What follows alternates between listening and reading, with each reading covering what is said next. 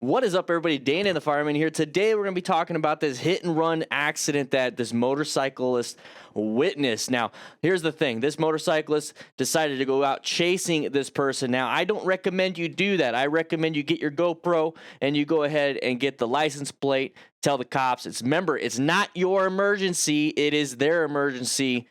Don't get yourself in trouble, and also don't crash because you're trying to chase somebody. And also, we're going to be talking about this common lane filtering close call. It happens all the time out there in California and all these different states that are legal, and then definitely around the world. Come on, the rest of America, let's get this going. Let's make sure we get lane filtering in all states. With that said, let's go to class. All right, so we're going to be moving through here, and we're riding. Oh, uncommon thing in a common situation. Whoa! I'm glad he was recognizing it. Right, Moritz? Whoa, what the bro? What the You gotta be careful with that. Whoa. While he's talking, I'm gonna go and get my pen out. Yeah. Yeah, your tires are way too expensive. I got video on it. So somebody's a little pissed. The driver's in the car, right? Yeah, the driver's in the car. So the one thing I did like about all this, I thought I heard radio tones. Nope. Anybody else hear that? Hey! So just get his license plate. Hey! Don't worry too much about this. Boom, there you go. Call it into the cops. Do your thing. Now, if you want to do this, you have to recognize that you're putting yourself in a more dangerous situation. You're now going to be breaking the law just like he did. You just went over the gore line like that. Hit and run driver. I think he's... That's why you have a Cardo Pack Talk Bold, everybody. You can talk to police while riding. Following him on my motorcycle. What's the address here? That guy just did a hit and run. What street is this? The music. I gotta chase him, dude. Yes, I'm still online. He's on the move again. You don't have to chase him if you don't want to. All right, we're over here. They would find him if that wasn't a stolen vehicle. Approaching Iowa Avenue exit or overpass 215. So good job keeping a good space. It's a little zoomed in. You see how it's zoomed in? Now we're zooming in, zooming out. I'm running my GoPro right now. I'm on a 2003 GSX-R motorcycle. His bumper just fell out and almost hit me. See, that's why you need to stay far back so you can avoid and swerve around these situations. Now he's you gotta be careful. You don't know what type of weapons they might have. They'll use the vehicle as a weapon against you. About 215 south. Hey! Yeah, that person's already on a call. Good luck. So they might be getting dispatch notes too. So they'll be a little late. They'd be like I was crazy. Yep. They're probably already doing something. They don't know what it is that you know. Let's see what happens here. Yeah, exactly, X-Ram. This person's already unstable. So chasing him is a high risk. Right here on Cottonwood, approaching Frederick.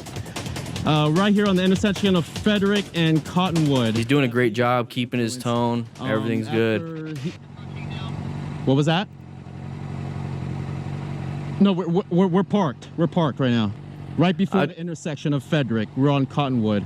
He's parked on the side curb. See, he's right there. I don't know what he's up to. I would have got off my bike and get into a position where I could run if I had to. Looks like he's in his 60s. Don't come near me, buddy. Stay back. Stay back. No, stay back. Stay back. All right, I'm backing away from him. Yeah. He went back in his car. I would have parked in a position where I could leave. I'm surprised he actually made it this far from San Bernardino all the way to Marina Valley. He's sitting in his car right now. All right, bye-bye. You're all right. I was wrong. I mean, I ain't denying nothing. I was wrong. Well, you should have stopped back there, man, when you hit those two cars, bro. I'm just saying, man, don't go with all this. I'm just saying I was wrong. I mean, what else? Okay, if you were wrong, why didn't you stop? You don't need to answer these questions. You don't need to or ask these questions. Cars, bro. You're right, man. You're right. Of course I'm right. The right thing you should have done was stay right there. Man, you're right.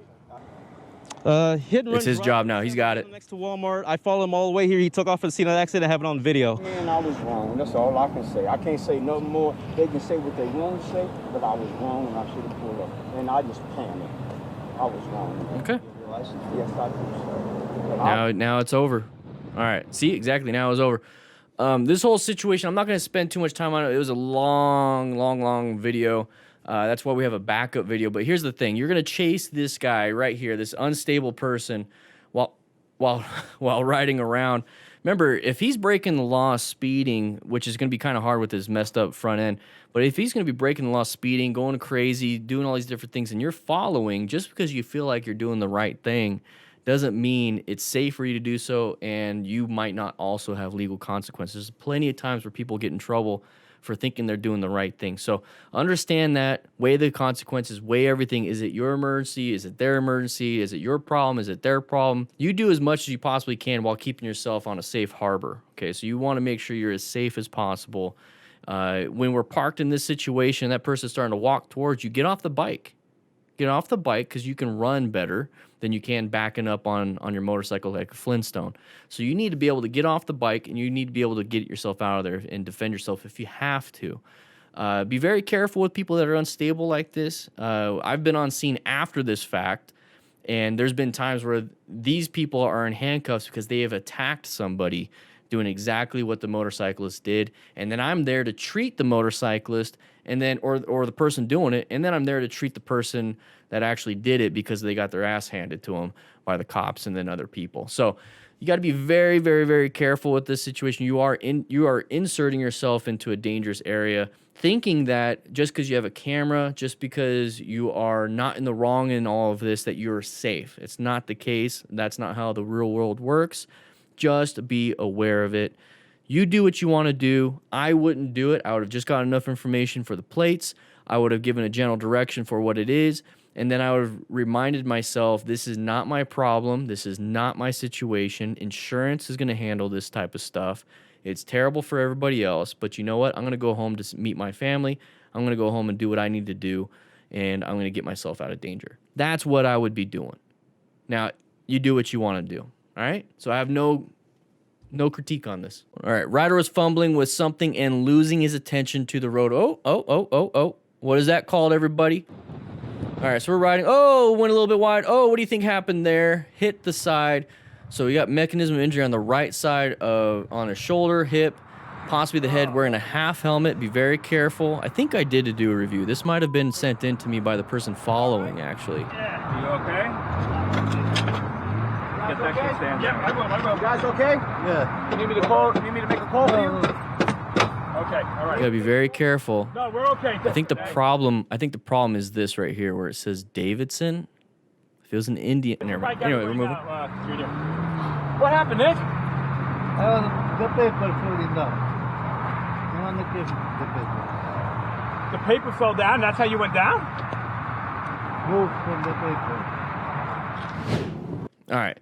So the whole situation, here's the thing. We talk about being a smart rider at all times, and then during the conversation that I had with One Only X-Ram, we're talking about being situationally aware and then knowing vision, knowing our brakes and everything, which if you are a member, you get access to that real quick.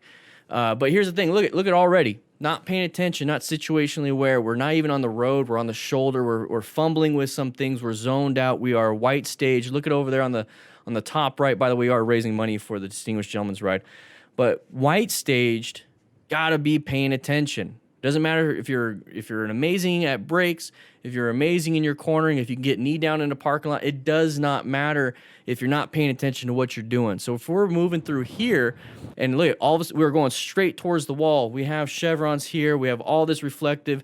We have this brick wall just so that nobody can go into the other side. Big problems. And he's finally realized, oh crap, he looks up because his paper's flowing around. Oh crap, oh crap, oh crap. What do I do? And he's going to try to lean the bike even more.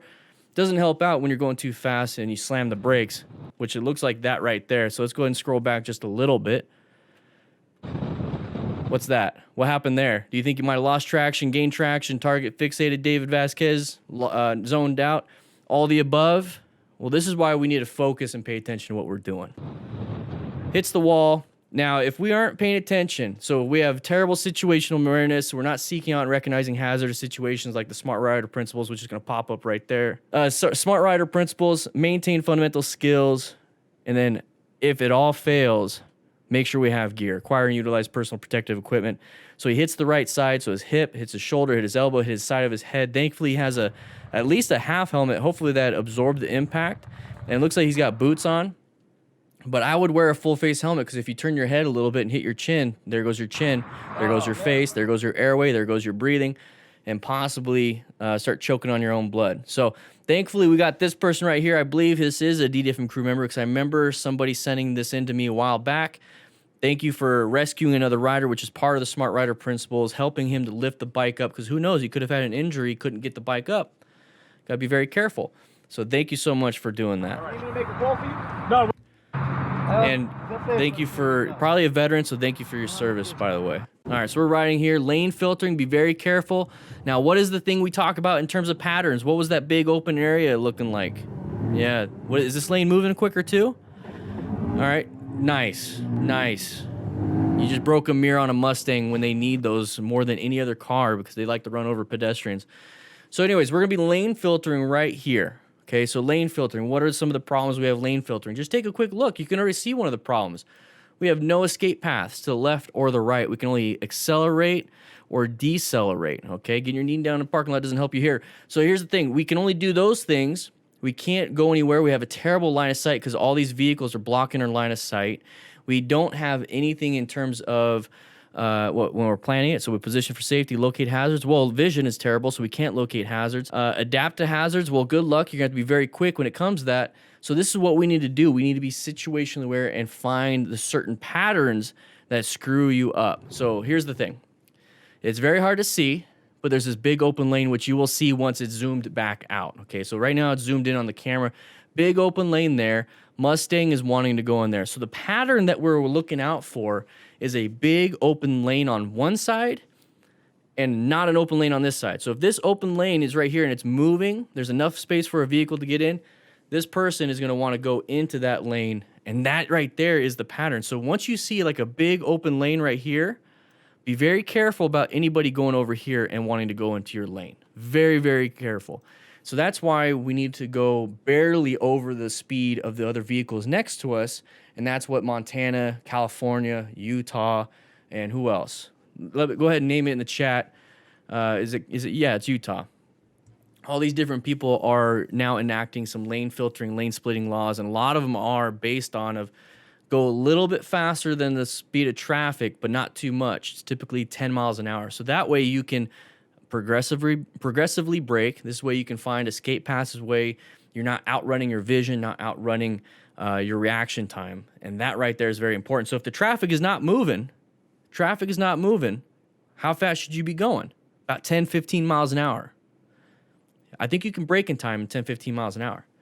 So you'll see the big gap right there. You see the big gap. That's why the Mustang went into it. This lane right here with the Prius, always a Prius, kind of interesting, is going to, this lane is moving. The other lane with that big Chevy and the Mustang wasn't. That's why the person went in.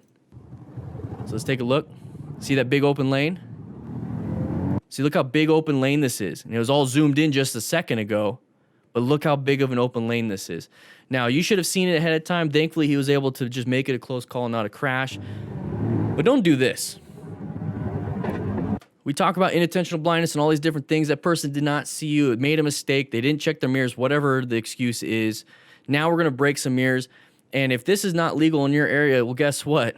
You know, it's definitely never going to be legal in your area. If it is legal in your area, now when people see motorcyclists lane filtering, they're going to be pissed about it. We just watched a ton of close calls and crashes. Now, if this is something you like, please show it to me by clicking that like button and commenting down below. Now, here's the thing. You have to submit your own videos in order for this to happen. So if you want to, there's a link in the description for that.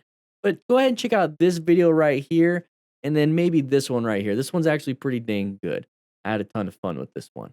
I'll be seeing you guys around.